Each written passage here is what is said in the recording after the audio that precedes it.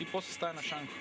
Младите и алкохолот се познаваат добро, велат последните истражувања. Дури 85% од младите до 16 години во последната година пиеле барем еднаш, 66% пиеле барем еднаш во последните 30 дена, а 43% биле барем еднаш пијани.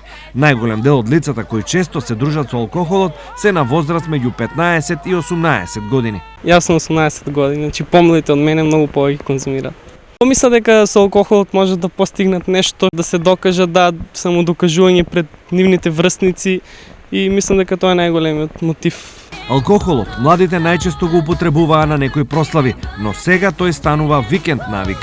Сите млади у трговски центар консумират алкохол. Знаеме го тоа. Те сите женски и машки сите пијат. Значи ли ова дека во кафулињата не се почитува забраната за точење на алкохол на малолетници? Што се однесува до нашиот локал, можам да ви кажам дека 100% се почитува закон за точење на малолетници.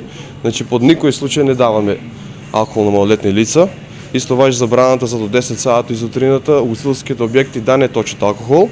Од друга страна, алкохол на млади години е еднакво на голем ризик. На луѓето во развој, посебно до 18 години, воопшто не препорачуваме консумирање на алкохол. Секако дека тој може индивидуално, сепак непредвидливо да влијае на развојот на младиот организам. Се уште сите функции не се докрај развиени на младиот организам, може да остави разни последици по развојот на различните органи. Затоа за таа група воопшто не препорачуваме консумација на алкохол, иако во алкохолот е едно од пороците кои ја убива иднината на младите и општествениот интерес за здрави генерации треба да е поголем.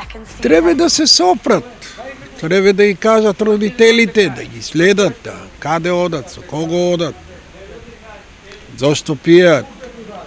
Но родителската и општествената грижа очигледно отсуствува или барем не е онаква каква што треба да биде.